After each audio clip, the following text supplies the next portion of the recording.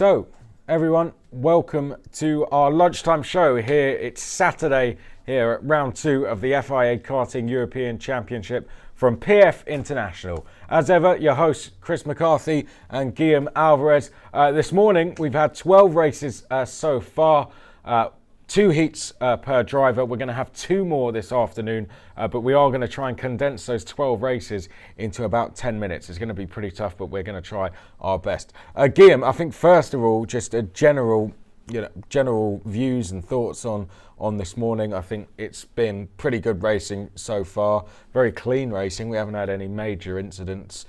Some surprise winners in there as well. I think it's fair to say some wild card winners, which is good to see.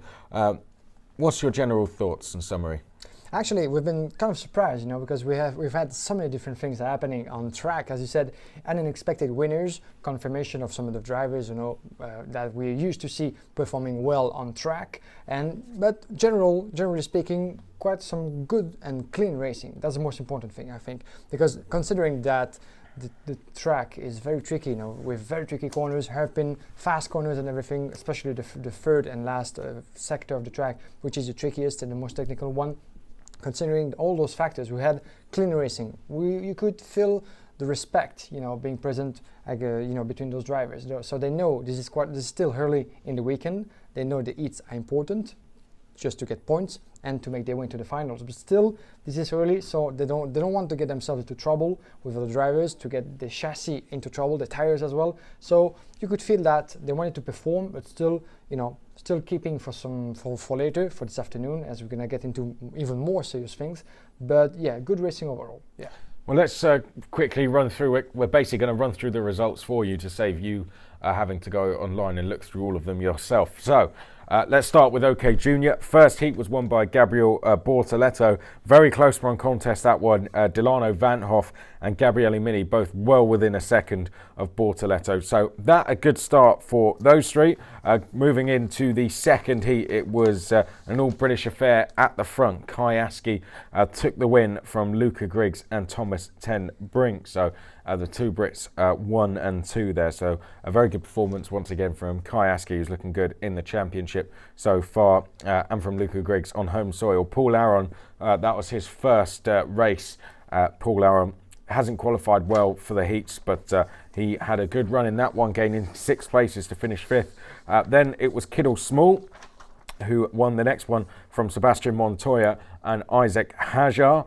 So Montoya getting off to a good start there. Kiddle Small, of course, 4th in the championship, so we were expecting him to go pretty well.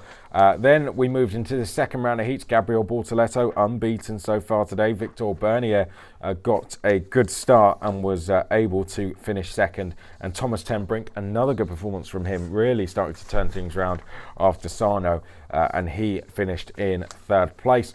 And then we come to what was for groups D and E. We had Delano Van Hoff taking the win from Alexandros Katoulis, who's just performed so well this weekend. Jamie Day yet again up at the front as well. Here we go, we've got groups A and F in this one here. Kiddle Small taking the win from Luca Griggs and Evan Malay. So that was the results, Guillaume. What were your thoughts on the performances so far this morning? Which drivers are standing out to you in the junior class? Generally speaking, as we said, we saw some good confirmation, like from drivers like Kiddle Small, of course, being very performant overall. Kai Askey is one of the drivers we need to have a good look on, for all of the weekend, because we know that Kai was very fast indeed in Sarno. It was 2nd in qualifying, then ended up on the 3rd step of the podium in this category. So he's one of the contenders truly, and he had a good start of the weekend. Winning his first heat. Kiddle Small as well, as you said, Bortoleto. Not really a name that we could expect. Playing at the front, because we've seen him on good pace in Sarno. Well, I disagree there. Bortoleto, for me, is a championship contender. Would have been disappointed. I think he was 8th in the championship after that round. Yeah. He was disappointed, and I think that goes to show people would expect him to win this year after his performances last year. So for me, this is more like it from Bortoleto. Absolutely, we shall see about that anyway. So he performed well, winning the first race of today. So we shall see. We have 2 more to go, him including. So you might be right, I might be wrong, or the other way around. We shall see about that, but still, that's the beauty of it.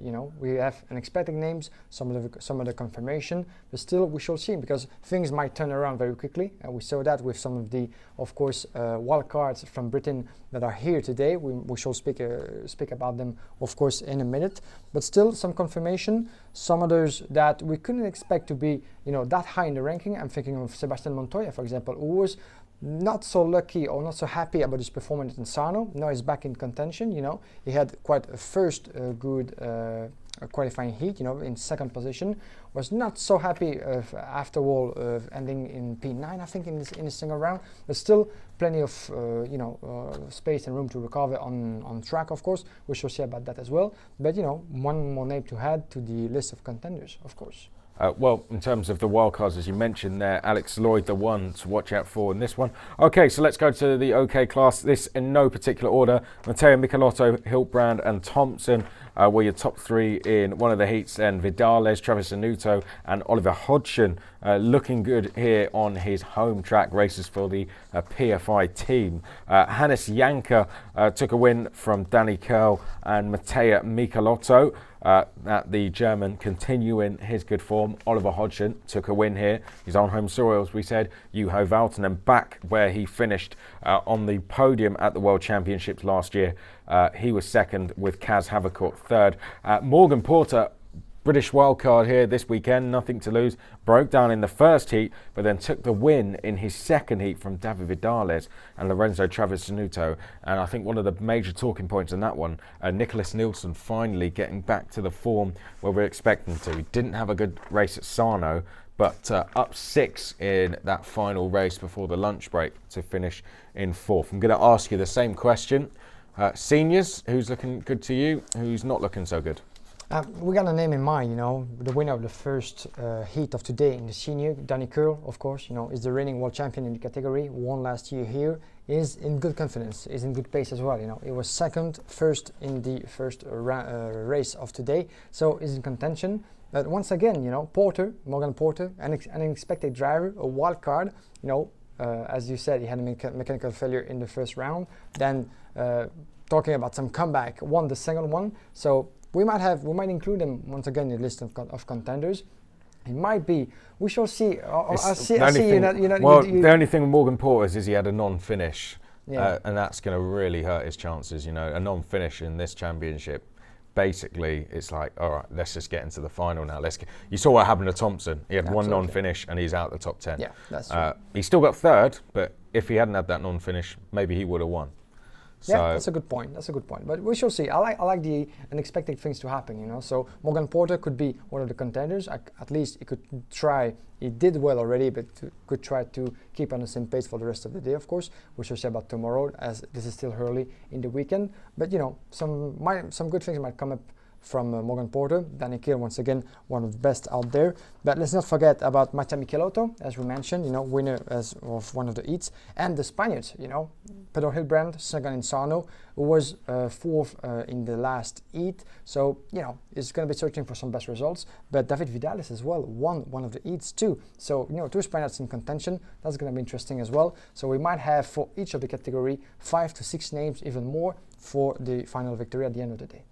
Well, if you put it that way, it's British up there, Spaniards up there, Italians, Germans up there as well. So a nice variety of nations, even though we're on a British track. One thing people say to me about this track is you can go quick here, but to get that extra mile is very, very difficult. And I think that's why the wildcards are going well this weekend. But thank you for joining us here on our Saturday lunchtime show. We're going to be going live for the live stream very, very shortly.